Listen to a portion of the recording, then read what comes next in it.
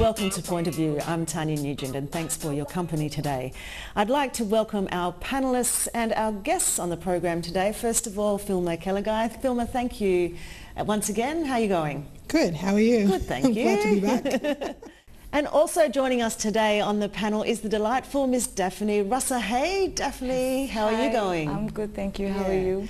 Good, thank you. Daphne is one of our producers and writers here at EMTV, and so we're delighted to have her join the show. And our special guest today joining us is Ms. Theresa Gizoria. Theresa, thank you so much for joining us as our guest. Thank you, Tania, for having me on your show. Well, Theresa is one of two Papua New Guineans who are recipients of the Queen's Young Leaders Awards.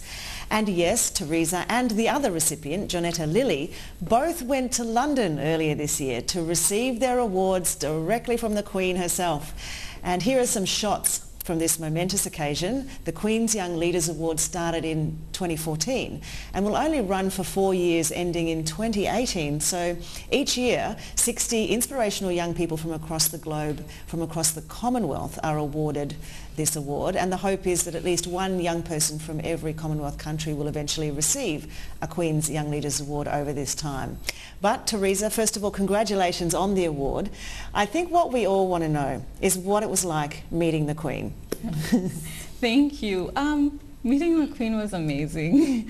What else? How else could you describe the opportunity to get to meet the Queen? You don't always go to London and then meet the Queen at the same time. So yeah, that was just awesome. It's like a fairy tale, really. I went to London to visit the Queen.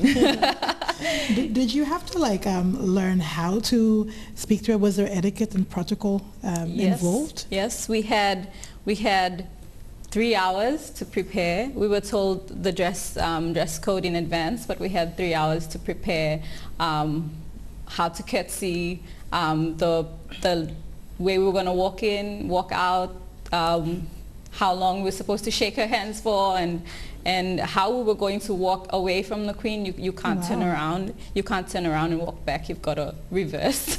And so yeah, just remembering all those protocols was crazy.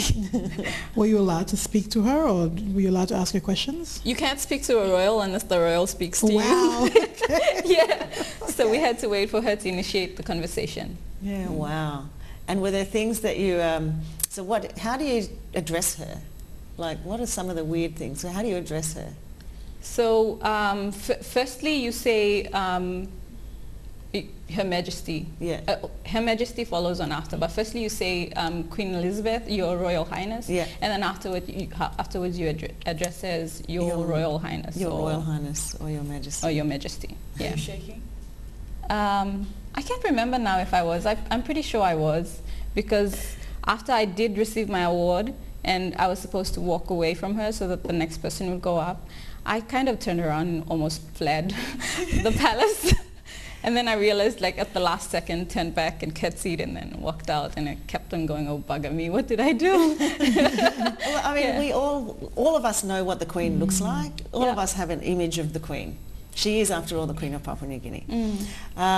Was it the same in real life meeting her? You know, how was she taller? Was she smaller? Was she older? What was she like? She was just like the pictures, but she was more regal, and I think just her presence, like when you see it on TV, she looks so big, but in person she's a very small woman, and she holds herself, even though she's 90-something, she holds herself with such poise and elegance, and it's just, it was amazing. You mentioned in one of your posts that she spoke to you about Michael, your son. Yes. Yes. Aloysius.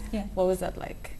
So she asked me what I did, and in the few seconds of our conversation I told her about my son and him being the inspiration for UniMums, which was why I received the award in the first place. But it was, telling somebody like that about something so personal was kind of empowering for me. Wow. Yeah. It was. And how did she respond? If I can remember clearly, she said, oh, congratulations, and keep doing what you're doing. And she said it so softly I had to lean in to hear. But yeah, she just said that. And she may have said it to every other recipient, but it felt like she was really genuine about her message to me. So Wonderful. I guess what I want to know was, were there any other royals in the room? Yes, yes, there were. Especially a redhead. Yeah, there was a certain redhead in the room. He actually gave an address. Oh, wow. And a congratulatory remark for the 59 of us that were there. We had dinner with him afterwards. I sat right next to him. Lucky you. Yeah, that was good. We after the award ceremony, we had a dinner. The Australians hosted us at the Australia House. We had a dinner there, and I was asked to give a thank you speech on behalf of all the 60 recipients that had gone. And after giving my speech, he was the first one to stand up and give me a standing ovation. That was nice. That was nice. And then I went back and sat down. He shook my hands for like a few seconds. It felt like hours. Yeah, and we had a lovely conversation after that, which was amazing. Yeah, wow. Well, such a it's a memory you'll keep for the rest of your life, but it's also something your son can hold on to. Yes. The Queen knows about him now. Yeah. So when I came home with the award, there was a few weeks in between before I had to prepare for my graduation. And so a few days after I had both the award and my graduation, my degree, he looks at me and he goes, "Mommy, the degree is yours. That award, it's mine because the Queen gave it to you since I chose you to be my mom." So I think it's set for life. The award is his and my degree is mine. Lovely. Yeah. Amazing. Well, speaking of your son and the things that you've done, and you mentioned already UniMums, which the Queen knows about. And now we think that everybody else out there should know about it too. We'll be talking about that in a moment. It's time for a quick break now, and when we return, we'll be talking to Theresa about the amazing things she has done in her life in order to be a recipient of the Queen's Young Leaders Award. We'll be back very soon.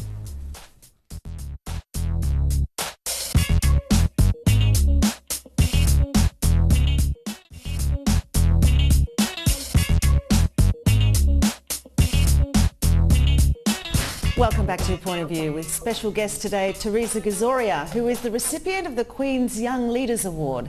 And it's handed out to young people across the Commonwealth for achievements in transforming their own lives and the lives of others. So Theresa, you've obviously done something special to get this recognition from the Queen. Tell us a little bit about your background and what it is that you do. So the award was given to me for my work with UniMums. UniMums was an NGO that I started last year now, so we are officially one soon. I started UniMums out of my personal experience of having my son in my second year of studies and then having to go back to uni and juggle my studies as well as being a mom. And that was the inspiration for UniMums. How was it starting it? Did you get a lot of support, or what was it like? Initially it was quite hard. So I didn't think of it becoming this big. We just had coffee or tea in my room and in my friend's room, discussing all our issues and how we could support each other, and asking for bus fare and crying over what's happened with our relationships, and banging our heads, getting last minute stuff into our heads for studies, and the usual girl talk. So that was how it started, and then from there it grew. How many people do you have in UniMums? UniMums currently has 4 other young women working with me.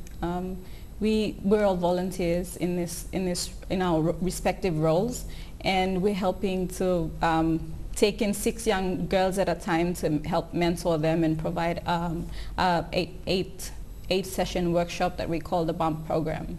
So Daphne, you also have been involved in UniMums. Tell us about your involvement in the program. Okay, I joined UniMums just last year as well. At first it was to support a friend, but then I got pregnant and all my other friends got pregnant. We all got pregnant at the same time while at uni. And unlike my friends, they had that support with going to school and having that support from their family.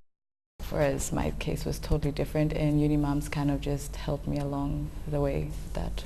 So yeah. Yeah. How do you think you would have coped if you didn't have something like that?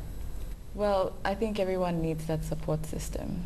And for me that was UniMums, my friends and my family, and I don't know what I would have done without them. With the UniMums, where is it located? Is it just in your dorm room, or is there an office, or how do other mums or pregnant women who are in university at the moment join? Okay, so at the moment we don't have an office space.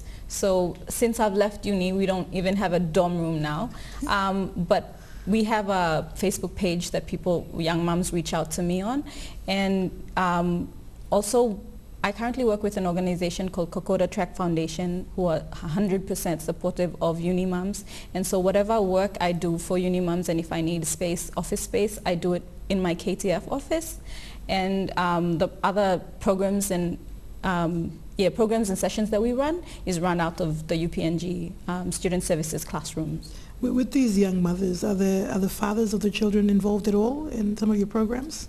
So our programs target the young mums. Okay. The fathers are not involved at this stage because we're not able to take the fathers on as well. Not only do we not have funding to have all the fathers involved, we also don't have a program that's tailored for the dads to be involved. It's something we'd like to look into in the near future, but at the moment we're not able to cater for that. Yeah, so do you find that is there a high number of young mothers at university? Surprisingly, there is. You find that a lot of those women don't talk about their lives outside of university and their studies, and so you don't learn about their having children. But then, since UniMums was created, and since a lot of other young people started finding out about it, women kept coming up to me, and currently we're in UPNG, so young women at UPNG kept coming up to me and telling me that they were in that situation, and that's how I found out that there was actually quite a big group of young women in this category. Yeah, there was a great response on Facebook with mums all inboxing like, how can we help? How can we join this organization? How can we help other mums that are going through this situation? Well, being a single mother has presented an additional challenge to Theresa, but she's not alone. In Street View today, Isabel Druma talks to some young women about the stigma, the struggles and the kind of support they've been able to get as single mums.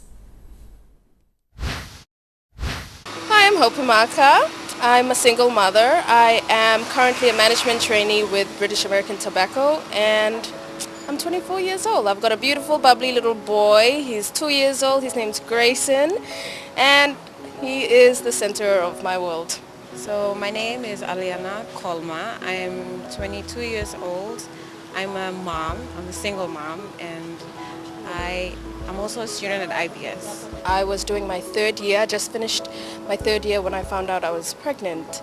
And I guess it wasn't one of those occasions where, you go into a shock and say, oh my goodness, I wasn't expecting this. We all have relationships, but I welcomed it. I was happy. And it was more objective based from there on. I have a little life to take care of now. It's not just about me. So everything I did was for my son going forward from there. So I had my son Solomon. I had him at 20, so I was pregnant at 19. Solomon is my pride and joy. He's my everything.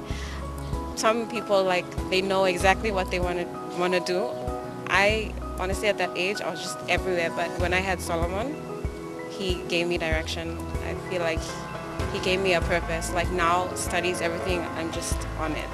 I guess the most important thing for me was to be structured. So having goals, laying out my objectives, what I needed to do to achieve those objectives. So in terms of being in school and doing all that, assessments, timelines, dates, everything that I needed to collect in terms of reading material, learning, and at the same time also prepping for my child. So I did my research, everything that a baby needs to have, and pretty much went in for every counseling I could possibly go to, especially at the Susumama clinic just near to where I stay. Yeah, so they were a big help, including all my friends who were studying at the medical faculty. Yeah. So I took as much advice from everyone who was in that position to give advice in order to better prepare myself for my child. Usually people, I mean, in this situation, girls, I mean, it's a lot of negative outlook. I mean, people just look down on them. But I think because of the people I surrounded myself with, it was all very positive. And yeah, Solomon was loved like from the moment people knew about him. And that's what I loved. I mean, I didn't want any negative energy towards him. And so one thing I enjoy about being a mom would be that sense of achievement, seeing your baby smile, especially when they say back to you, you know, "Mommy, I love you," or "Thank you, Mommy," especially when you get them, they reach those milestones, like when they learn how to walk and learn how to feed themselves, and when they learn how to talk and they start having conversations with you. I think that's one of the best things about being a mom for me. Yeah. Yeah, I just want to be the best I can be for him, you know, give him all the things that I never had. I've had a pretty good life, so I just want to give that back to him, yeah, what I've had, and take care of him the way my mother took care of me and my siblings, yeah.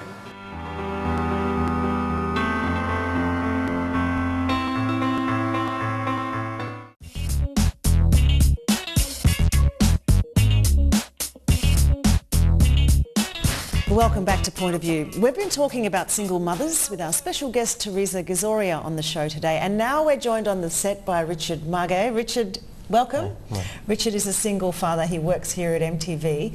And before we hear more about you and more from you guys about the challenges of single parenting, I just thought we'd take a look at a bit more of the work that Theresa does. Very often for young women, finding out you are pregnant is not the good news of joy that many think it should be. I personally know a few young women, including a couple who are here with us today, who discovered they were pregnant while still studying. Tess is one of those, Daphne is one of those, but instead of putting the brakes on and giving up their ambitions, they had the support of the group called UniMums. So one of the messages that I'm getting from all of this is that for young women who are studying or building their careers, motherhood indeed need not be a handbrake. And I'm really curious to know from the three of you what you felt like when you found out, especially Tess, you as a single parent, when you found out that you were going to become a mum. How did you feel in that moment? I had to take a while to process it. I wasn't even to the stage where I was going to be a mom. When I did find out I was pregnant, I was like, oh my God, I'm not going to be a doctor. I'm probably not going to be an engineer. So that was what I was thinking in my head. Yeah. And then, like, it took me a few good number of days to, you know, internalize the news that I had just received. And then it was, how do I break it to my parents? And then, oh, it's going to be a baby. So yeah, that was, you know, my thought process at that time. Yeah. And were you thinking, I mean, you did say, and you know, like, I'm not going to do all of these things. How do you feel now about what you felt then? It's so much more nicer now that I get to share this with someone else and someone who's mine. I feel like all my achievements and my job and everything that I want to do, it's not just for me and my family and my siblings anymore. It's for this little human being who's going to grow up and see me as someone who's had an impact in his life, and that's been the most life-changing experience. Daph, did you find, what were your feelings? You're not a single parent, you have a partner who's very much involved, but you were at university, you were in the beginning stages of all your dreams and your hopes. So what was your reaction when you realised that you had a little one coming along? Firstly, I took the first pregnancy test and I was like, no. Take another one. Okay, no. This is, no. And then I was like, okay, my mother is going to kill me. And she did. So, but now she loves her grandson, so everything's okay. And how about you, Richard? You're a single father. Tell us about your journey in parenting, in parenthood. Oh, geez, where do we start? I mean, yeah, it was pretty tough. I wasn't ready to be a dad, and it just happened. Yeah, but I think it's a learning experience for like both of us, my kid and myself. I learned things about him. He just, yeah, he amazes me. It's a pretty cool journey. Yeah. And how do you find being a single father? What are some of the, I mean, I guess there's positive and negative things about it. What are some of those? See, the most negative thing is I don't get to spend as much time as I want with my son. You know, there's little things that you want to teach your kid yourself. You know, how to ride a bike. You know, just reading a book. I wasn't there for his first steps, and that sort of, you know. Yeah. And yeah, it's kind of tough. Those are the negative things. The positive things, it's just amazing how you don't see him for maybe 2-3 weeks, and then you meet him, and it's just like a miniature version of yourself. He has the same sense of humor.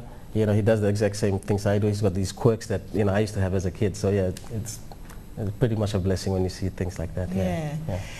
Yeah, look, I mean, it's really interesting because, I've went through the same thing. I had a handbrake pulled on my life when I was very young with my son. And you really do, like, you just do think, that's it, my career's over. I'm just going to be, this person that's just going to be a mum. And actual fact, it's the greatest thing I've ever done. Don't you agree? Like, I'm just going to cry now, but it is. It's the greatest thing I've ever done. And it's interesting, like what you said about, your parents' attitude. It was like the biggest disaster in the world to begin with. But now it's the end of the world.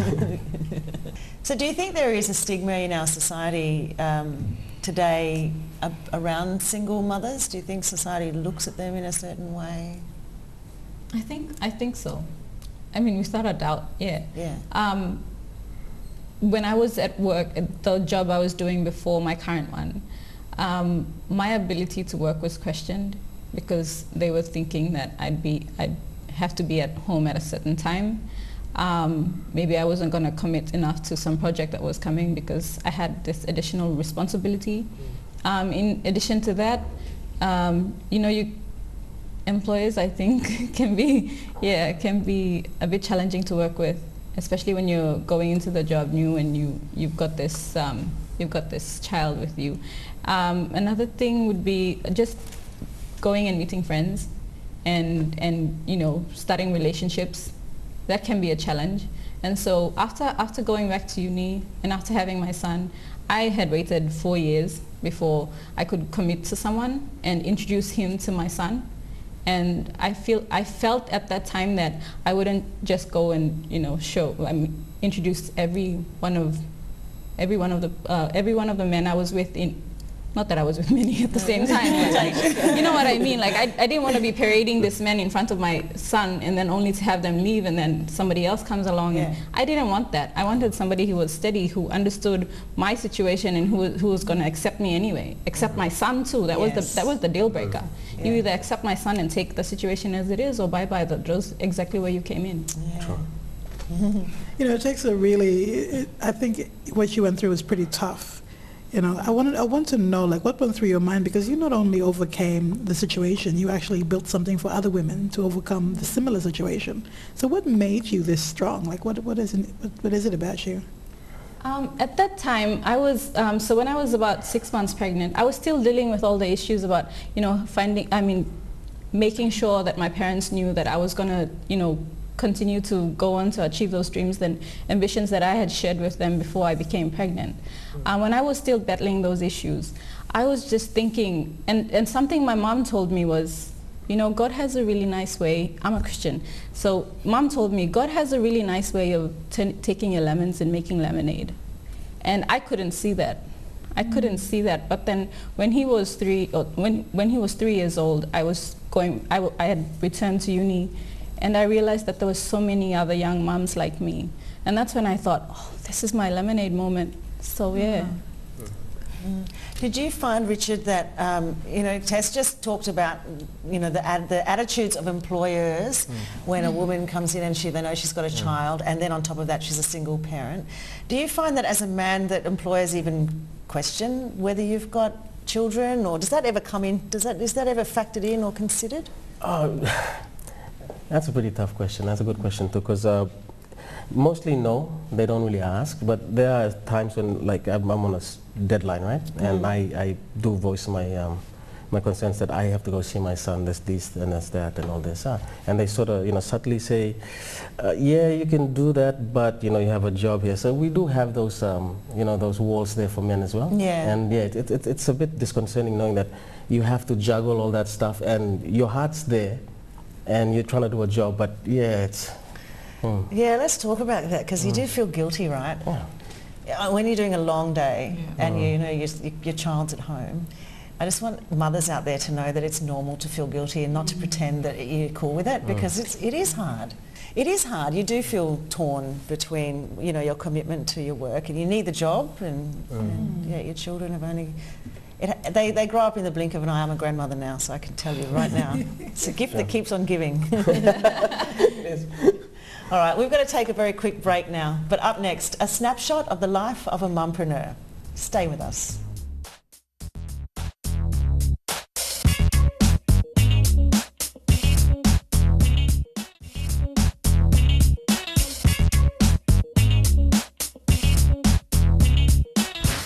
Welcome back to Point of View. Well, single or otherwise, parenting is no easy task.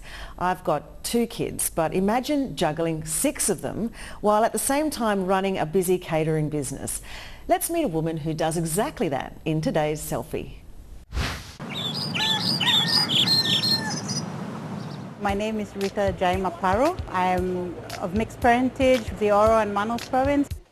I'm a mom of 6 children. I own and operate Dala Lunch Catering Services, which is a 100% locally owned catering company based here in Port Moresby. My typical day is starting from morning as soon as I'm out of bed.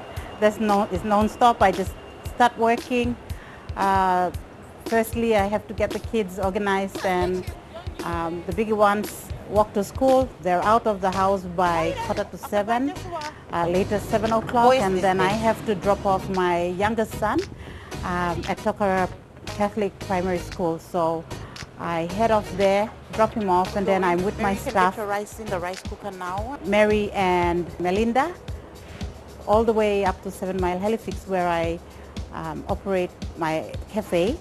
And so months ago, I've opened my second shop at the NDB Trade Center, just along Waigani Drive behind Lizard Lounge Club. So that's what we do during the day, and it doesn't end there. We have Coca-Cola deliveries as well.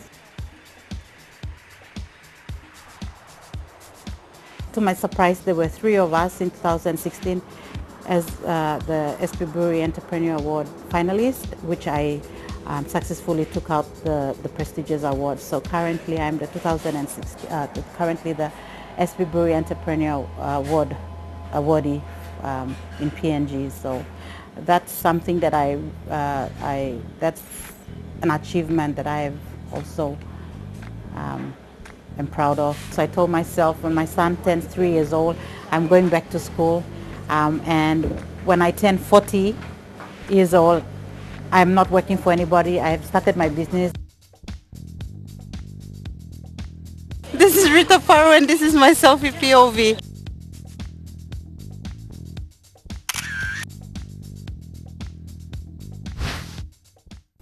Oh my gosh, Rita Paro, amazing, amazing. Like imagine, I just can't imagine. Oh gosh. I'm flat out looking after myself. There's something else though in Papua New Guinea. You know, there's so many women who have so many children who juggle like that. So it's, I don't know how they do it, but they're doing an excellent job, and she's running a business. I know. That's exciting. I've got a 6-year gap between mine. You've both got 1 each, yeah? Yes, we both have. And so could you imagine having 5 more of those? No. I have a son and a puppy, and that's enough for me. Yeah. Same. It is, it's hard work. I mean, we're juggling career and one child is enough. Mm. But I really take my hat off to these women that can do, I mean, it's just amazing. Motherhood is a big deal. They project manage. They could run a country. Mums can do anything. So, well, that's right. Well, we're going to take a very quick break, and we'll be back with some fun and games shortly with the Point of View quiz. Stay with us.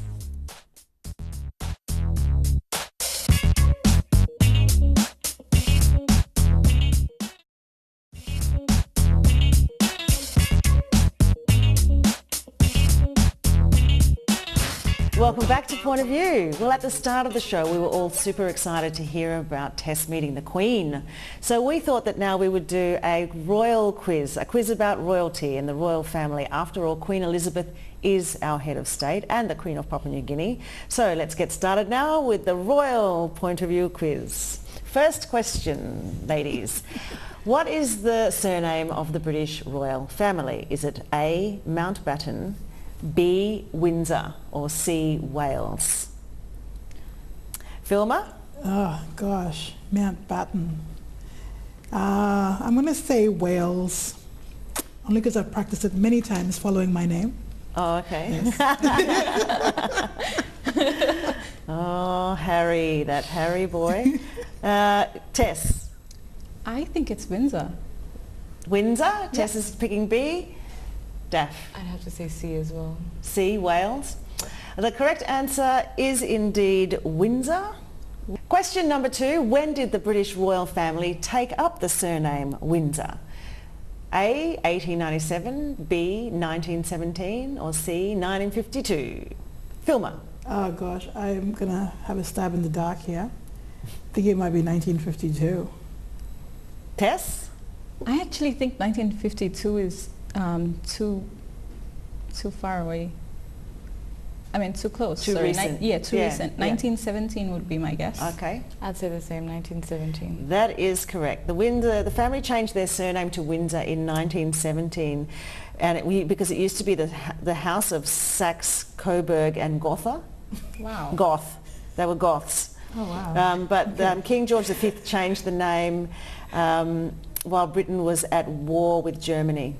Right. Because they have lots of German ancestry, so they wanted a name that sounded more British, like Coburg and Gotha. Like that just doesn't sound British as well.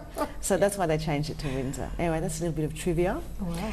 Question number 3. Who is the longest reigning monarch in the history of the British Crown? Is it A, King George, B, Queen Elizabeth II, or C, Queen Victoria? Gosh, I'm going to say Queen Elizabeth II. Tess? Yeah, definitely Queen Elizabeth. I'd have to agree as well, yeah. Yes, she has literally just broken the record. She has been Queen of Papua New Guinea since the beginning of our nation, but she's been the Queen of England since 1953. 64 years. Amazing. And she's 90 plus years old. Before then it was Queen Victoria, so, you know, it's the queens that hang in there. I love that. That's right. Okay, which king was the subject to the Oscar-winning film The King's Speech? Was it A, King George VI, King Henry VIII, or King Richard? Philma. Gosh, I've never watched that movie. It's a great film. A, B, or C? I'm just going to go with A, King George. King George VI. I'm thinking it's King George as well because I've watched this movie, but I can't remember. And I think King Henry is too far away, like so way back. Yeah. And King Richard probably would have been way back as well. Yeah. So King George, A, Daph. I never watched the movie, but I'm just going to go for B. It's an awesome, awesome film. But yes, the answer is actually A, King George V. That's actually the Queen's father. Father, yeah. Yeah. And he's the one that became the king after his brother brother had married a divorcee. married a divorcee. That's another subject. An actress for another show. True love. An actress that the British Empire wasn't so good. I mean, so happy with. I know, she was American too. She was American. You watched it? I've watched it. Yeah. Okay. Next question. Which royal did Adolf Hitler call the most dangerous woman in Europe? Was it A, Princess Diana, B, Queen Elizabeth II, or C, Queen Elizabeth, the Queen's mother and the King's consort? Philma. Oh, wow, I don't know, but I'll go with C. It's the longest one there. Yeah. I'm definitely guessing too, and I'll go with A, Princess Diana. I think it's Princess Diana as well. The answer is actually C, the Queen's mum. Okay. She was really, she's very, very popular, King's consort, and she was really vocal, in galvanizing Britain, and in her role as the Queen Mother. And yeah, Adolf Hitler did indeed call her the most dangerous woman in Europe. Okay, now we're going to talk a bit more about the Queen. Here's a question, other than English, what other language can the Queen speak? A, German, B, French, or C, Latin? Philma? I want to say German, only because they were German. Yeah. Tess? I'd like to think that they're coached, and so they probably would have learned Latin. Daph? I actually have no idea, but I'd go with A. Just have a guess. Yeah. A.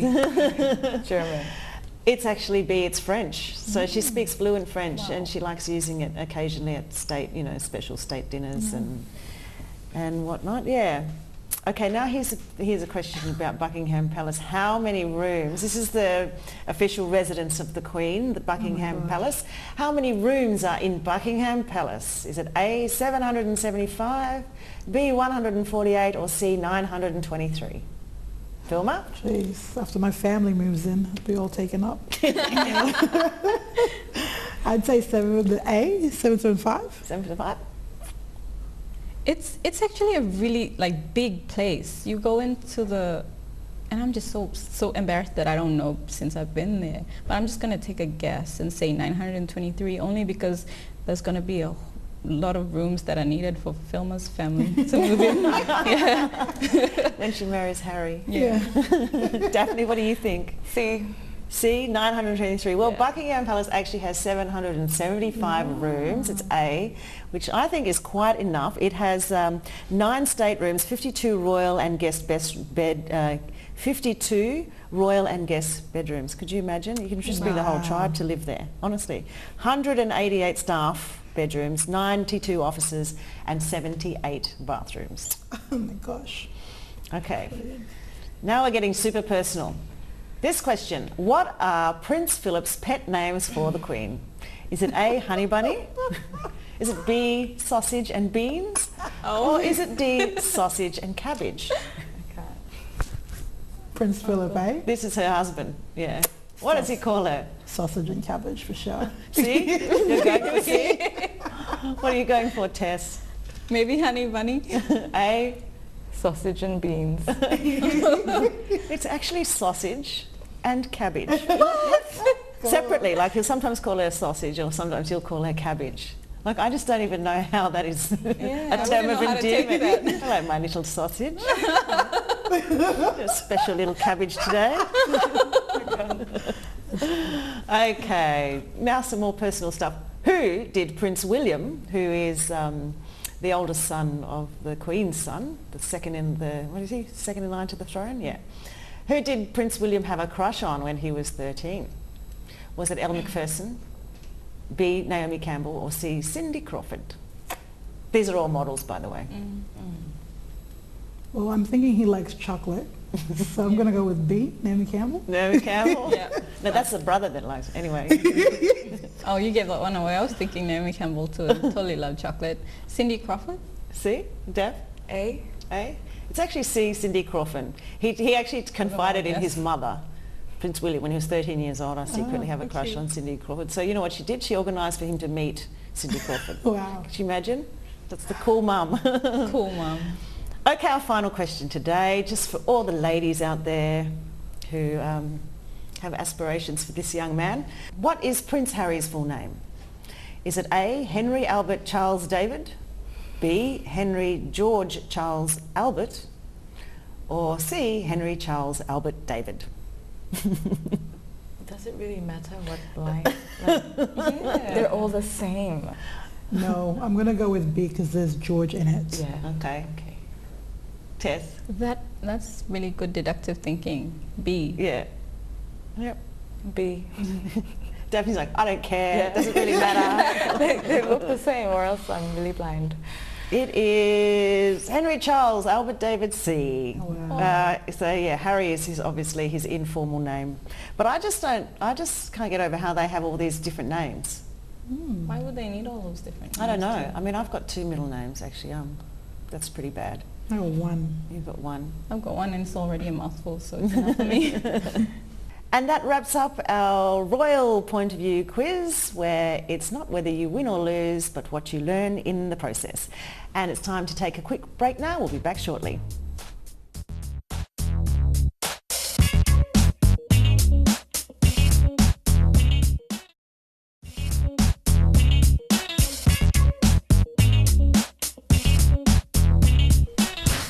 back to Point of View. Well, this season we are joining the movement for safety in our cities and towns, in our neighbourhoods and streets. We believe it's time we reclaimed our streets and made them a safe space for women and girls all over the country.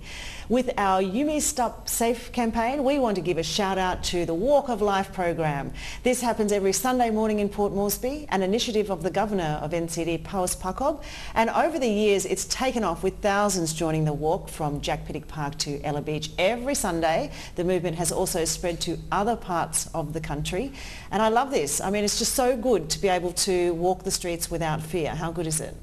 Perfect, absolutely. I've done the walk with... You've done it? Yes. Yeah, it's so have really I. hard for me the first time, but... It's a bit hard. But Going up the freeway, oh my goodness. Have you guys done the walk? I haven't done the walk yet, but just being able to go out and walk around my street, I mean... Do you do that? I mean, I don't. I like to walk every day in my neighbourhood, but I don't do it here. I used to not want to, but I live in Garahu, and I used to not want to, but now I can walk down to the shop down the road, like at as late as 8 p.m. at night, which is good. That's awesome. I know. That's what we want. Daphne, you have a nice neighbourhood, don't you? Yes, I do. I have a lovely neighborhood where everyone knows my son and not me, but that's fine. Yeah, we can walk around at like basically any time of the day or the night, and boys are just there like, do you need escort? Because they know they're going to get a free buai or something out of it. So yeah, it's pretty safe. Yeah. How do you find it, Philma? Oh, I love it a whole lot. It's great. Yeah. I don't really walk around really at night because it's a bit dangerous with the freeway and the traffic, and there's a bit of rascal activity there. But I think there's a great community, and I'd like to see more activity and more young people feel free because, you know, it's a good place to live, I think. Yeah. I mean, it's just better for our health to go, you know, to go for a walk every day. We spend, a lot of us sit behind desks with our work, and that's the thing I miss. I can't. I can't. Maybe if I get up early in the morning, but I'm not a morning person, so that's a problem. So if you want to share your views about safe streets for women and girls, and for all of us really, just use the hashtag UmiStopSafe, and we can share your post or your tweet or whatever on the program. So that's about it for us today. Before we go, quickly, our rapid wrap-up. I'm going to start with you, Philly. Give us your 2 toys worth about anything you want to. Great guest. Thank you so much for coming on. I really enjoyed it.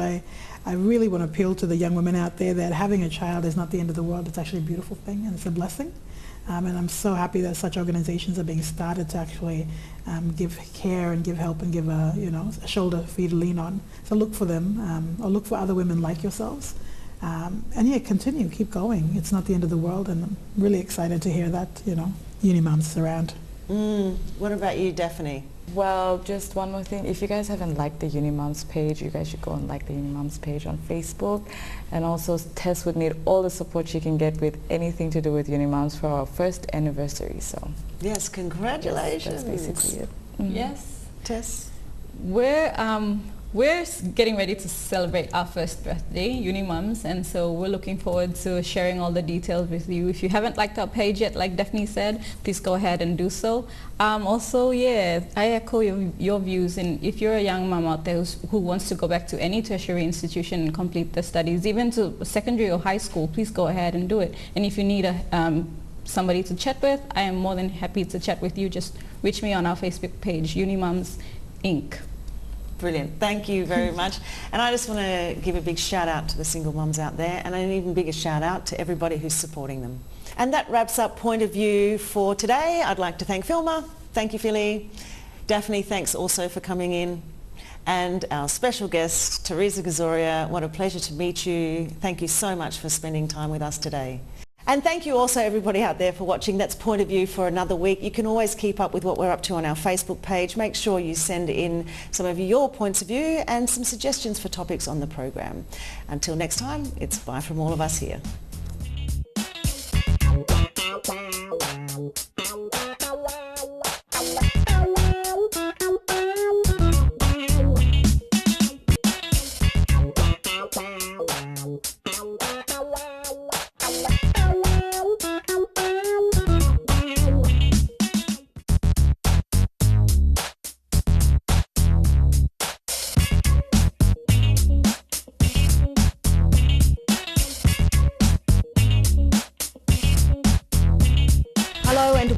Point of View. I'm Tania Nugent. Coming up today, inspired by nature and tradition, the latest from the collections of fashion designer Natasha Tamanabe.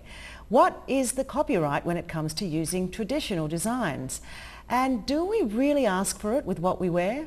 Yes, a bit of fashion on the show today, but first, as always, a woman who knows how to express herself with what she wears. Welcome to you, Philma Kelagai. Thank you. And our guest today, first, Oala Moy, a lawyer and a musician. Oala, welcome to the program. Thank you. And one of PNG's most prolific fashion designers, Natasha Tamanabe. Great to see you again and welcome. Thank you for having me. Well, you could say designer Natasha Tamanabe is right on trend with some of the biggest names in international fashion. At this year's New York Fashion Week, there were political statements popping up all over the catwalks, from t-shirts to buttons to the soundtracks used for the models to strut the runway. Enter Miss Tamanabe's bold collection at the launch of PNG Fashion and Design Week, making a different kind of fashion statement with the Take Back PNG collection. Natasha, wow. Very brave, very unique, groundbreaking I think for PNG. What made you decide to do this? I like trying new stuff all the time. I don't always like to put the same old thing on the runway. What actually inspired me was a year before we were actually going to do the show. There were a lot of domestic violences, and you know, we were talking about violence against women, and one of the biggest issues that hit me was the death of Ruby Laufa and other women who suffered the same consequences. So I thought, you know, when I sat down to put a collection together for the show, and you know, sometimes you brainstorm and you think about something very relevant and trendy to put up, and it just came to me, you know, yeah, we need to stand up for our women. And I was like, okay, this is not even, you know, relevant to what I'm trying to think about. But then I was thinking, okay, that could be my next collection. So how am I going to translate this into fashion? So I started sketching, and then I did some research online. And that's when it started. I said, yes, I will bring this message across. I want to be one of those women to voice out, you know, my views about this injustice. And if I can't do it, I'm not that confident to sit behind, you know, the camera or talk on media or anything, but I can do it the best way I can, and I know how. So that's when I put up this collection together as part of contribution as a woman in this country, and to bring out awareness, you know, to people for this injustice that our women especially are facing. So yeah. It's gone viral on social media. I'm sure everyone has seen it. I use a lot of black on it because black is symbolic for awareness of violence and stuff. And I just had the word spray painted on all the dresses that I made. Nothing flashy or classy, just, you know, I wanted to bring a message across. And I had everyone, you know, tied masks around their faces, and they were like, why do you do that? I'm like, oh, it's a symbol of suppression, you know? So not only do we stand up for, you know, ourselves, but for women all across the Pacific who are, you know, West Papua, who are facing the same situations as we are. So yeah. I just pulled together that collection in a week, but had I spent more time on it, I knew I would, yeah. Yeah. You know, that's really exciting for me because, you know, I watch what you do, what other designers do, and that was so unexpected and so surprising. And then, you know, you hit a nerve, you know. People were just like, wow, we can actually use this platform to make statements, not just, you know, any type of statement. So what was the audience reaction like? Because they didn't see this, they didn't expect it. So how did they react to this? It was a surprise. Yeah, So I'm going to reveal a bit of a secret. I sewed those 14 pieces in a day. Wow. So I myself surprised myself too.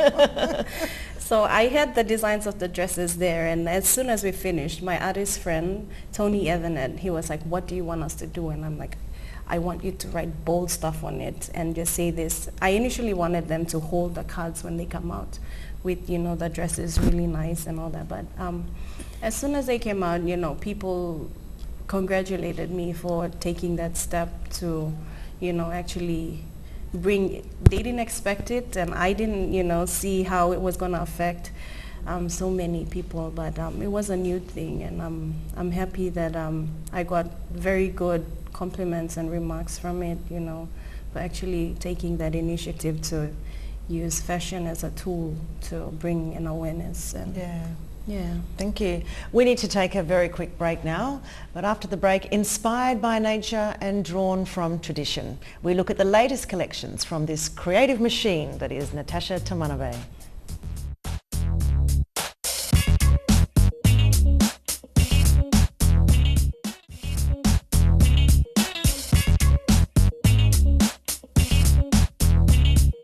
Welcome back to Point of View. Well, nature has always been a source of inspiration for human creativity. And here in Papua New Guinea, we have got nature overload. So nature is something that has always inspired you, Natasha. Yes. In my latest collection, well, my second latest collection, I used an inspiration from a plant called Gizoria. It's a fan plant, and it's used as a traditional delicacy that we always have back at home. I'm sure other areas of Papua New Guinea have that plant too as part of their diet. So I wanted to make a tribute because you know, back in the day we have certain things that we make fun of. You know, if you eat tin fish, people make fun of you if you know.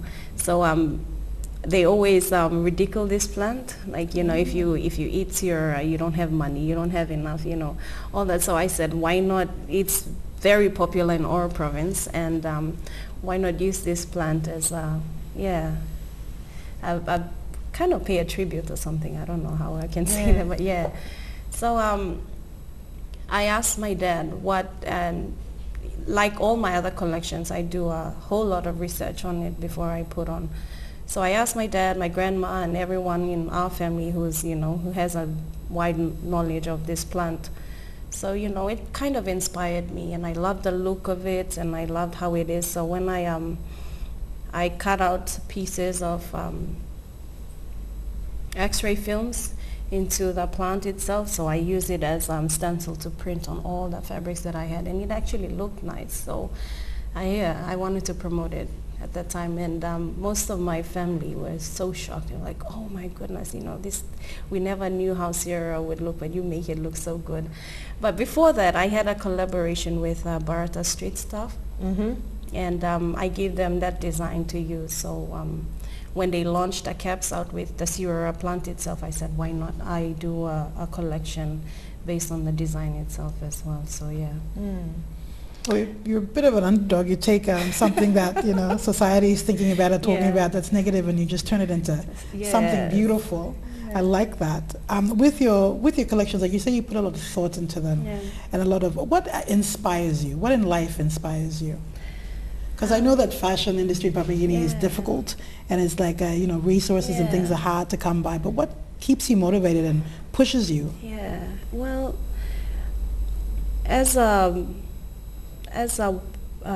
young woman growing up, and you know, when you're good at something that you do, it's something that you know best, and that's what I do when it comes to fashion and incorporating culture and, you know, everything that I've learned all my life. So that I draw a lot of my inspiration from that. I tell a lot of people, you know, looks can be deceiving. Maybe we speak like this and we look like this, and people think that, okay, you know, that's Bikinis Lositia, you know, but that's a totally different story from me and how I was raised. I come from a very strong culturally oriented family, and I have parents and grandparents who, I am one of the most privileged or lucky ones that sat down and got schooled and learned everything, and I should say everything there is to know about culture and my tradition, especially the tapa design that I use today. So that's where I draw most of my inspiration from. So that's what inspires me, and that's what I want to use, because that's the only thing I know best, and I can use it to the fullest of my ability and promote it well. So yeah. But apart from that, you know, fashion and trending fashion today is one of the biggest inspiration for me, you know. So I research a lot online to see what's trending and how I can relate it back to Papua New Guinea, and also make it wearable as well, and people can appreciate it. And, you know, because we have this part of our culture, they don't really know what high fashion is, and then we have these people, so you have to, you know, blend everything together so everyone appreciates it equally. Yeah. We're going to have to take a break now, but Natasha, you were recently involved with a bit of social media to and fro regarding the traditional designs that you use, which are quite prominent in your works, and whether you're allowed to use them or not. So after the break, we'll hear a bit more from lawyer Oala Moy about rights around using traditional pieces which is a big thing in Papua New Guinea in our creative industries, and hear a little bit more about the actual origins of your patterns too that you use in your designs. That's next.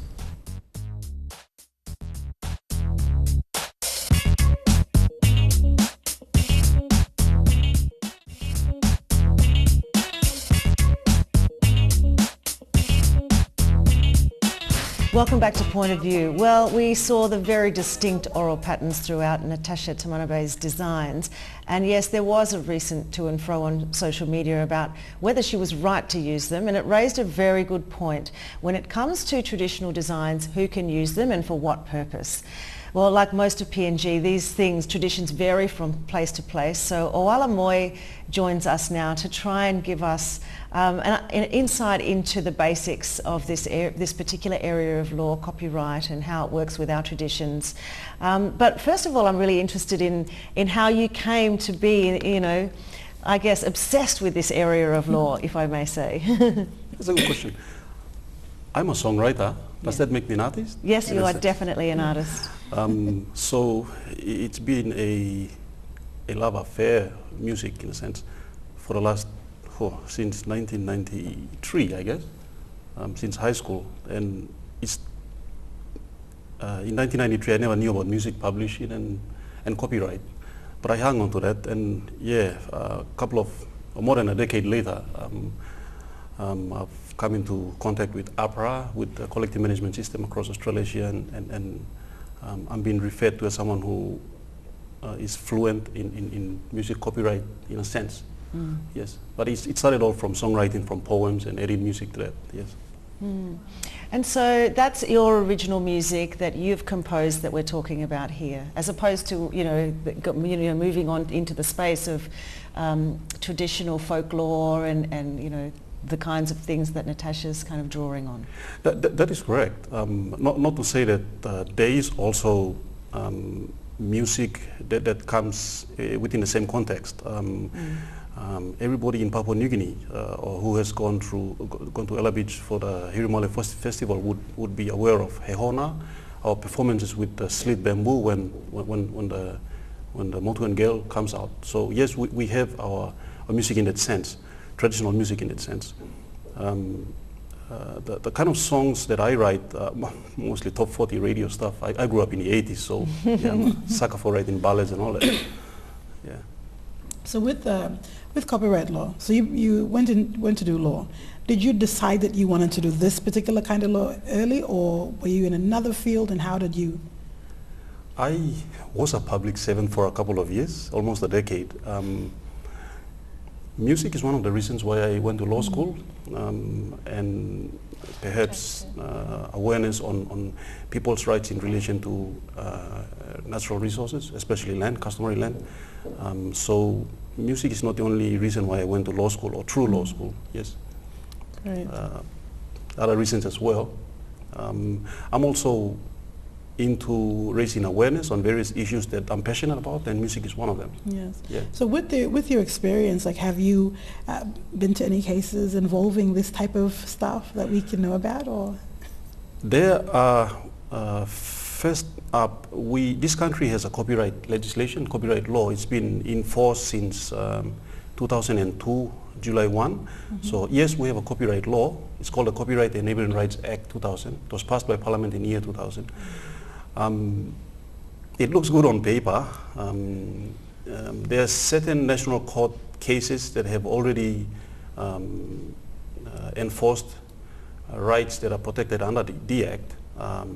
Nothing in relation to music. Perhaps there is a criminal case involving the music of Gedix Atege, one of our own musicians, but it's a criminal matter. Nothing in terms of breach of copyright, in terms of music, somebody's copyright in music. But the legislation has been used to enforce people's rights in designs on clothing. And a couple of years back, Sir Michael Somare, Grand Chief Sir Michael Somare took the Speaker of National Parliament to court, and they relied on the Act itself to argue that it was a breach of someone's copyright. But you know how they mutilated the carvings that were found within the interior of the Parliament House itself. So we have a legislation since 2002 that has been enforced, although I'd like to think we need to strengthen, review the legislation itself, because it's found wanting, and we'll find out in a few minutes' time why. Yeah, so let's move on to that, that issue, which is the tapa designs that you use. Now, there is traditional, you know, these designs have been handed down. Can you explain the lineage of these designs? And you know, there is copyright in our tradition, in our customs already, isn't there? Yes. Yeah, just explain how that works. So I use I call my designs Biwa designs, but most of the designs that I used are from my grandmother, and she's a Binandere woman in Ora.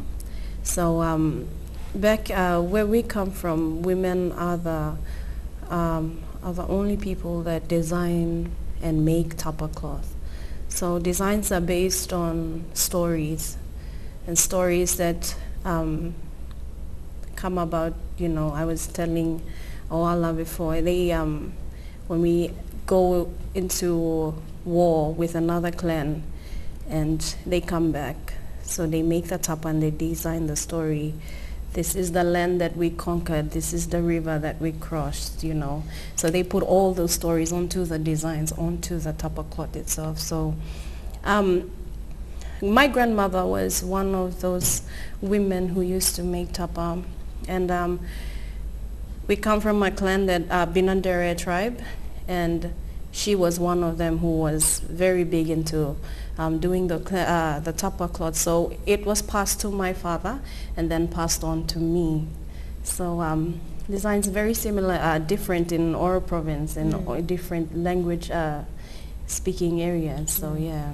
That's how mine was passed on to me. So you can't go and just use a design from somewhere else No. in your, yeah, that's not, that's... We can't do that. That's illegal. And I've never done that, but we've appreciated it because that's their story. And if I use their story, I don't, you know, I have to acknowledge them. So I use only the ones that belong to me because I know them very well. I know what this design talks about and all that. So that's in regards to tapa designs, especially in the Binandere area. Yeah. So, Oala, how does the law in Papua New Guinea protect traditional communities, traditional clans and family lines like Natasha's from having their designs taken and used by other people? Can they stop them through the modern law? That's interesting because if you have heard what Natasha has said, is that before you even think about the legislation, there are actual cultural protocols in place. That's their story. This is my story. Natasha just said that her designs are based on her story. It's not based on another clan story. Those are protocols. Basically, I own this story because I inherit them from my grandmother or from a line down the line. So in a sense, before you talk about the legislation, you already have a cultural protocol or practice in place. Call it traditional protocol if you must. To answer your question, yes, we have a legislation that deals with use of what is referred to as traditional knowledge and cultural expressions. So the work that Natasha does is actually under that umbrella. Now let's go back to the legislation that I referred to earlier, which is the Copyright and Neighboring Rights Act 2000. Not a lot of people know about the Act, one. Two, not a lot of people know that it governs more than copyright. It actually governs copyright, neighboring rights, and also traditional expressions of culture.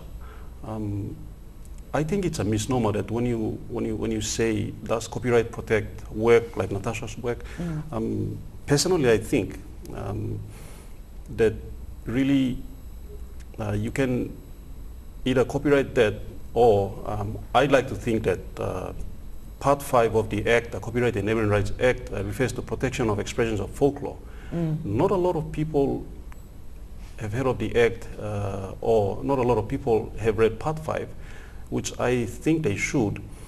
Having said that, I think we have legislation that tries to regulate legal and illegal practices in relation to expressions of folklore. For example, Natasha likes to be inspired by the traditional stories and through her designs from her own clan. How do we regulate what she does? And just a few minutes ago we heard that they have been accused, someone has accused her of misappropriating property, somebody's property, and making it her own. How do we regulate that under a legislation such as the Copyright and Neighboring Rights Act?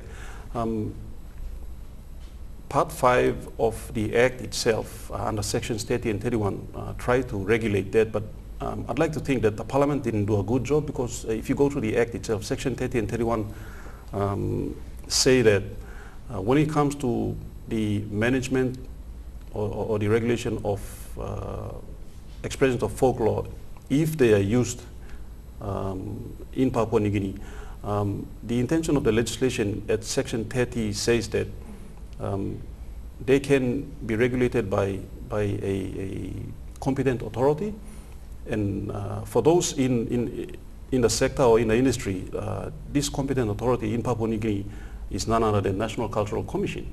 The legislation says that a competent authority will license the use of our traditional knowledge and expressions of culture.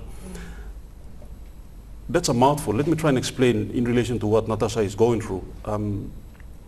She comes from a long line, and that practice has been handed down from generation to generation. In terms of regulating her work, the legislation says that she has to go and get permission from the National Cultural Commission. It's a licensing framework that the legislation tries to put in place. So here you have the user, and you have what the legislation refers to as a competent authority, which sort of a go-between the user and the owner. In Natasha's case, it's different because she's part of the owning entity. So does she really need to get consent to use the traditional knowledge and the cultural expressions that she uses in her work? It's a yes and a no. It's a yes because, and we've had this discussion a couple of minutes ago before we came onto the set, is that she has already discussed this with her elders, and there seemed to be no problem so far. Does she really need, through the legislation to get permission? Yeah. It's a no, and it's a no because she's already part of the authority itself, and it's a no because legislation provides for a licensing framework. However, there is nothing in place that when you fill up a licensing form, you put it in, you're not going to get an approved license because there's nothing in place. And I want to also touch on the fact that the government, in its wisdom, through the Constitutional and Law Reform Commission, Dr. Eric Kwa is doing a really good job there as secretary. And also through National Cultural Commission, they've come up with a policy on traditional knowledge and expressions of culture. That was way back in 2009. The idea behind the policy and there's a model legislation that tries to replace Section 30 and 31, because Section 30 and 31 are basically, on paper, they look good, but really it's not workable. So the idea was they came up with a policy and legislation which tries to repeal Part 5 of the Copyright and Inherent Rights Act, and this becomes a standalone act of parliament. That has not been passed yet. So as we speak, we don't have legislation except for Section 30 and 31 of the Copyright and Inherent Rights Act that regulates in title, just in name only, this kind of activity. And there's actually a fallback to that. And remember, we were just talking about how before you even talk about the legislation, there are cultural protocols in place. If it's not your story, you have to go. In some societies, you probably have to hold a feast with the headman or with the elders of the other tribe, other clan, and tell them, listen, may I use this for this particular reason? Those are in place. Where legislation fails, people can use contracts, law of contracts, to come up with an understanding or a protocol in which you can use this, you can use it in that context, use it over this time, but after this period of time expires, it comes back to us, you have to come and renew this. You are allowed to use it like this, but not like this. Those are terms and conditions of that can be translated into a contract if the legislation is found wanting, as it is right now. And that is what is practiced in Australia. A lawyer colleague in Australia, Terry Junke, you probably interviewed her in one of your shows in Australia. You're probably familiar with Terry Junke. She's an indigenous Australian, both Aborigine and Torres Strait Islander. And she has come up with cultural protocols that have been sanctioned by the government of Australia. And these not only help authors of traditional knowledge and experience of culture to from the word go, you see, the protocols itself, and through her assistance, she creates pathways for people to not only create, but at the same time commercialize, and how those benefits come back. Not only that, but if someone is found in breach, how to help them sue people or educate people for that matter. And I think that's something that's put forth on the table here. If our decision makers, policy makers out there listening, we really need this policy to find traction. It needs to be passed by Parliament, or if there's any problem, it needs to be ironed out, because, for example, the fashion industry in Papua New Guinea, although it's very, very in its infant stage, we need to have this in place, because we need to regulate the uses and abuses of traditional knowledge and experience of culture, not only here, but overseas, going forward. Absolutely, that's the thing. It needs to be, the foundations need to be laid right now before, I mean, especially in fashion, where it's also a commercial activity. There's the opportunity to make money, and, then people are going to really start, once money comes into the picture, then people are really going to, start coming out of the woodwork and saying, we want our slice. That's our custom too, that kind of stuff.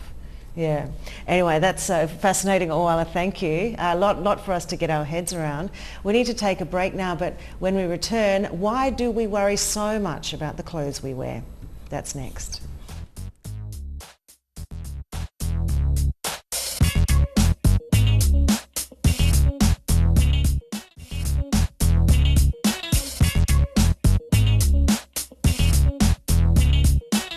Welcome back to Point of View. We've been talking about clothes and fashion, and it got us thinking here about what we wear every day. And yes, what we wear can often draw attention to ourselves, but sometimes not the kind of attention we like. Here's Isabel Druma with Street View.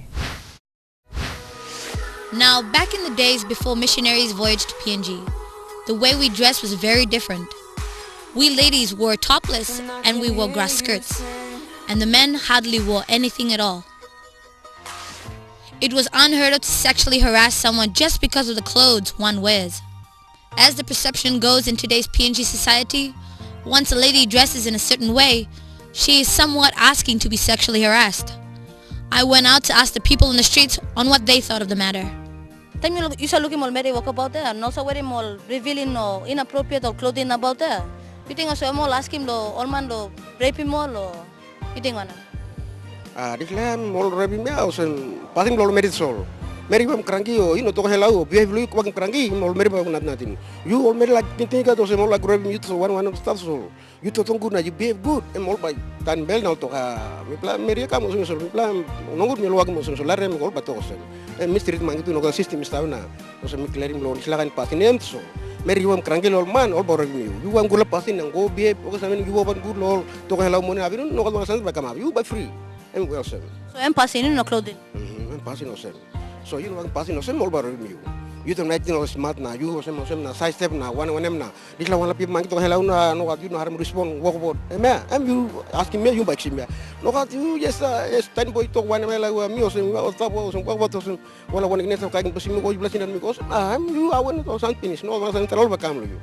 This la na the son making. When ladies walk around and they wear revealing clothes, do you think they are asking for it to be raped or to be sexually harassed? What is your opinion? This is, I think, it's not good. Some of our countries still are developing, and around the city is okay, but when we talk about these back provinces, it's no good. When we make this kind of dressings, and when we get to the back features, they are risking their life, which mostly they can sell their life to the locals. Do you think women are asking for it if they wear revealing clothes?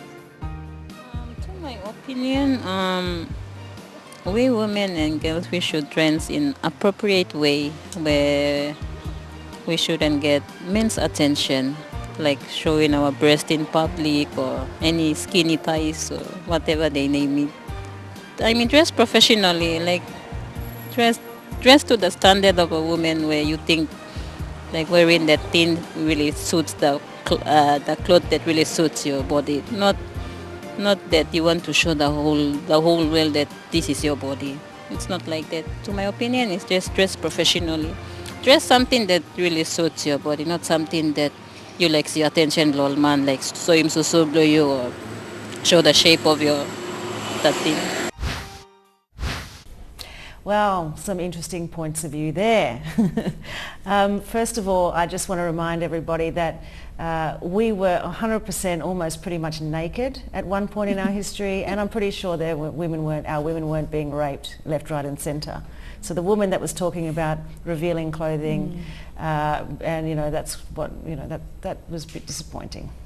Yeah. What did you think of some of those comments? I don't think everyone who's wearing revealing clothing deserves to be raped. And that's a preconceived idea that, as, I don't know, when we were growing up, people started saying, when you dress like that, you're asking to be raped. And it's sad to know that part of the generation that we live in today still think like that, I mean, we understand the consequences that are involved and, to our actions and whatever, but nobody deserves to be raped if they're wearing revealing clothing, It's, and it should not be accepted that, when you do that, you deserve that. That's right. So, we'd love to hear what you think, Oala, as a man as well. It is abhorrent that people in this day and age like to have this perception that someone, or especially a female, wearing revealing clothes. I don't even know what revealing clothes mean. It could be someone in their undies. It could be someone topless. But you made a statement that rang true with me, which is. When the missionary arrived, I'm from Boira in the Central Province. They arrived in 1873. We've got black and white photographs of topless women. Some of our men wearing loin clothes, and we didn't live in that day and age. But could there have been rapes there and then? I don't really agree with this perception that. For me, it's more an excuse that is used to trigger or to excuse people to engage in violence against women or violence against human beings for that matter. Yeah, it's abhorrent. Yeah. Philma? Yeah, I mean, you know, we definitely what Ola said. In terms of the excuse, people just use it as an excuse to get away with crime. Dressing, our people dressed in basically nothing. So I don't understand where that logic comes from. And rape, you know, the cause of rape, 100% are rapists. Yeah. That's all it is. Yeah. Sexual the harassment. Only cause of it's rape the harasser. is rapists. Okay. It's time for a quick break now, but when we return we're going to have a look at some of the crazy and quirky things that have happened throughout history with fashion.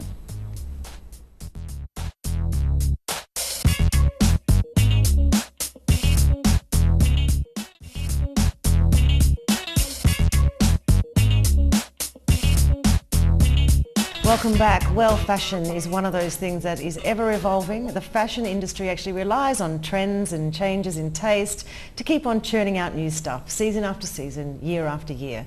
So in this segment, I thought that it would be nice to share some trivia and some weirdness about fashion throughout the ages. So I did a little bit of research and I found these crazy things. Like, for example, number one, did you know that there is actually a bra that doubles as a gas mask?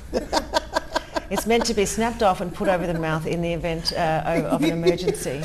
Like if you're sitting on the PMV and someone next to you hasn't showered for a while. What happens to the man? Well, that's right. If the man doesn't have a bra, then we breathe as well. You have to die of gas poisoning. I'll share my mask with you. Carry one in your pocket. Well, there's two cups, so yeah. You know, put it to your face first before you put it to the infant next to you. It's like on the Okay, this is something weird. Well, not weird, but it wasn't up until 1910. It was actually common for boys to wear dresses up until they turned about 5 or 6. So just wanted to put that out there in terms of like what we think about gender, you know, fashion for boys and fashion for girls. Actually, dresses were worn by boys, little boys. Yeah, I can remember in one of the movies I watched a very long time ago, they wore dresses to bed, like 90s or gowns or something. Caftans. Little boys, yeah. Okay, so we're going to move on to bikinis now. The inventor of the bikini is a guy called Louis Riard, and he named it after the Bikini Atoll. Yeah. The nuclear. Yeah, where they did the Micronesia. The bombs. Yeah, Yes. They did nuclear testing. So he just thought when people saw the bikini for the first time, it would create an explosion. Wow. I don't know what kind of explosion they're talking about. That's definitely. Yes. I'll just say my comments on Nuclear that. reaction. But they said that he said that if you want a real bikini, you could. It was only a real bikini if you could pull all the fabric through a ring and out the other side. Damn. So basically minimal fabric for the bikini, and it was actually banned in like places like Belgium, Italy, Spain, Australia, and declared a sin by the Vatican. The bikini. So, you know, talking about, you know, modesty, like we've evolved a little bit, I think. Also, the bathing suits were so scandalous back in the day that the Quakers created a bathing machine. Wow. So they would put this machine in the middle of the water and you'd have to go and sit. So, you know, this thing was in the middle of the sea and you'd just kind of go in there. In your bikini. In your well, the bathing suit was not like a bikini. It was, you know, those head to toe ones. So I mean, the ones that come all the way up. And okay, so here's one. During the 1860s, the dresses were so wide, the fashion, that women would get stuck going through the door. So I can imagine that. They were often stuck. Often I women get stuck stuck now in with my doors. bed, so that's fine. I need one of those dresses. Yeah. They had wires underneath that held them up. Yeah. So yeah, I can imagine. Yeah. Okay, Oala, here's one that you might be interested in. Men didn't wear underwear until the 17th century. However, women didn't bother wearing them until around 1800. So, you know, the men were wearing them before we were. Gosh. Okay, here's something. Did you know that Queen Victoria's wedding dress was white? And she was the one that made the trend of wedding dresses being white. Before then, they were traditionally white was worn for mourning. Wow. And not black. Yeah. Oh, sure. So maybe that says a lot about what she thought about who she was getting married to, maybe, or the idea of marriage. She's saying. Oh my gosh. She chose to wear the colour of mourning. Okay, so this is something, you know how we all wear hats? Well, not we, but I know certainly in a lot of parts of the world, hats in church on Sundays. Yes. You go through Polynesia, and you just, if you walk into a church and you're not wearing a hat, you just pretty much might as well be naked. Yeah. It's scandalous. So that was actually started in 1571 when the Queen Elizabeth just made it compulsory for all women over the age of 7 to wear hats on Sundays. Wow. 1571. She's a trendsetter. Yep. Gosh. And jeans now, moving on to boys' clothes. Jeans were named after the Genoan sailors from Genoa in Italy. So they like to wear jeans. They like to wear denim, that denim stuff. Yeah. Wow. Okay, here's an idea. Some things are so new. It's an idea from the Greek prostitutes. Greek prostitutes. Okay, thank you. Yeah. Here's an idea. It's an idea from Greek prostitutes. Greek prostitutes had sayings etched on the bottom of their shoes, like "follow me" and stuff like that. Wow. So when they walked in the street, the footprint of the shoe, you'd look and you'd see the, the message, "Follow me." I need to put messages in my shoes now. Put messages in your shoes. That's an idea. I think it's a good branding idea. I like that. It's a great branding idea to leave footprints, of your brand. sure. Like, yeah. Maybe the government should also. Yeah. Yeah. I was just trying to be funny. Maybe if that idea became trendy, maybe NCDC should pass a legislation where anybody found branding any message for whatever intention there is should pay a tax. Yes. There you go, Governor. There you go. renting the dirt. Okay, so high-heeled shoes were actually first worn by both men and women. Yeah. Men actually wore them, I think it was for the stirrups. You know this, yes, of course. So it kept their feet secure in the... They still do. But many of us wear Stockmans with a little bit of heel in there. Yeah, These Hollanders. the heely ones. The Russian military only started wearing socks in 2000. Mm-hmm. Before that, they just wrapped pieces of cloth around their feet. That's like 2007, I should say. What is it? What is it? It's only like 10 years ago. Oh But isn't it cold in Russia? I know. So how their feet stay warm? Yeah. Pieces of clothing, wow. It's disgusting. I think it's warmer with other materials. I don't know what you're saying. Oh, no. In 1909, the US Navy banned naked lady tattoos on the servicemen's arms. So if you were in the Navy or you wanted to be in the Navy and you had naked lady tattoos on you, you had to then get fake clothing tattooed over the tattoo to cover it up. Tattoo clothes on. Okay, this is gross, this one. Okay, go. Victorian men used to wear locks of their lovers' pubic hair in their hats as mementos. Oh my God, what? This is true. You can Google it. I researched this. Oh my goodness. I should Locks read of more. pubic hair. So romantic. No. So trendy. Victoria. Wow. Okay, here's something I can relate to and I think it's very sensible because I've seen people do this. Napoleon had brass buttons sewn on the sleeves of his soldiers' uniforms to discourage them from wiping their noses. Oh. I've seen it and I think it's a great idea to... Wow. Can you imagine? That's an idea. Yeah. Yeah. I've seen it. I saw this little boy in church once and I looked up and I just saw like two number 11, like the number 11 coming down, green ones. And I'm just like, I turned away and then I looked back and it was gone. And I'm like, oh, okay. All over the sleeve. And it was this next minute he was chewing on his shirt. So it's just like he wiped it and then he... Sorry. You're sensitive around mucus. Okay, so Edward Jones might have been the first celebrity stalker. Wow. He got caught trying to steal Queen Victoria's underwear 4 times. And his punishment, he was sent to live in the penal colony of Australia. So that's Australia was founded by underpants stealers. That's the worst kind of fugitive. Oh my gosh. I don't know why I'm on this underwear subject, but anyway, until 2001, which is only 16 years ago, Disney employees were not allowed to wear their own underwear under their costumes. They had to wear Disney-issued undergarments. So they come in and then they changed that because several employees got pubic lice, and so they had to. Gross. Gross, huh? Passed it around. Anyway, guys, that's a little bit of fun. I'm just going to do one more, and that is that in 1999, 2 women died after being struck by lightning because the underwire in their bras acted as electric conductors. Oh my God. And the coroner called it an act of God. Cause of death, act of God. All right. Oh my God. We're going to take a very quick break. Sorry, what were you going to say? Did they sue the manufacturers of the... They should have. The bra? The manufacturers of the bra, well, they could have. They might have had a case there. So They still have bras with wires in them, right? Yeah. This is a good awareness thing, honestly. Well, actually, I've got one on now, with wire. I didn't know that. Don't go out in a Actually thunderstorm if you're wearing a bra with With wire. wire. Take it off Yes. immediately. It's a Throw it danger. away. Use it as a gas mask.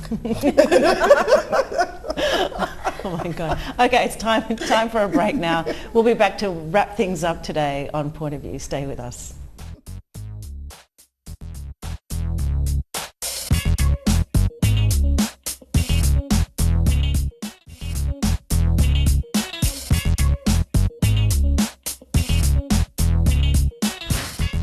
Welcome back to Point of View. This season our show has joined the campaign to make our cities safe and our towns safe for women and girls with our hashtag #YouMissedUpSafe campaign. Joining the call by the NCDC, the Sun Up One Time campaign and the UN Safe Cities program, here are some of the highlights from our You Missed Stuff Safe block party.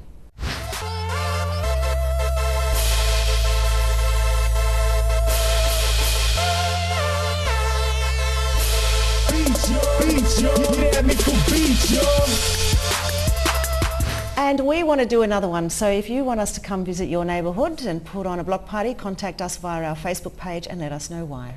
And that's about it for today. Before we go, as usual, I'll just throw to my fellow panellists and guests to have their final say, beginning with you, Philma. So thank you, Natasha and Ola, for coming in. Very interesting conversation.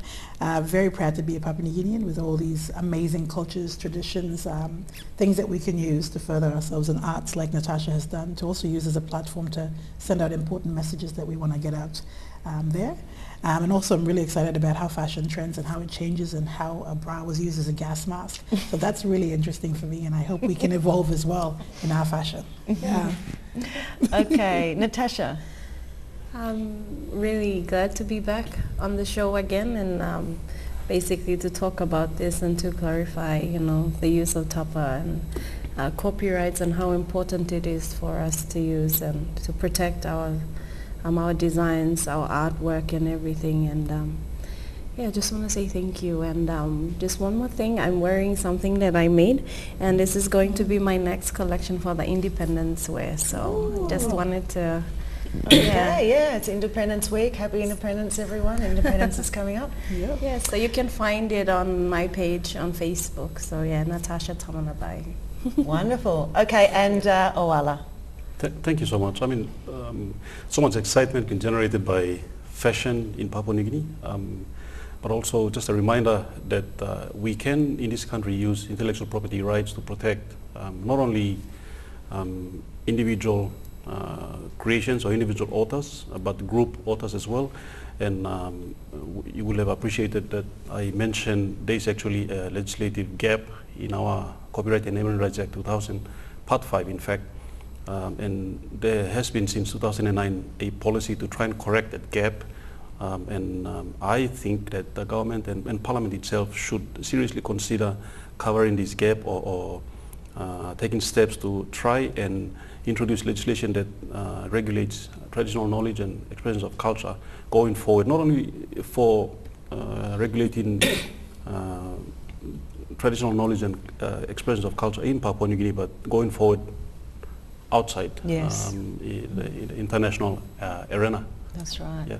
Well, because anybody from outside can perhaps come in and appropriate some of our, cultural designs, and I think there's already examples of that in New Zealand, where people have taken Māori designs and made a lot of money out of them. So yeah, thank you, Ola, and thank you, Natasha. Thank you so much. It's been a pleasure having both of you, and for those out there that want to know more, Owala is he just knows everything about this, so I don't know if it's appropriate for me to say this, but to our artists and designers... It's actually inappropriate. You might get me into trouble. We definitely, for our artists and designers, we're very fortunate to have someone as passionate as you to share this knowledge with us. My pleasure. Yeah. And of course, thank you to you, Philly, as always. And everybody out there, thank you also for tuning in. Don't forget, you can share your point of view with us on our Facebook page. Any topics you want to discuss, let us know. And until next time, stay safe and be kind to each other. Bye for now.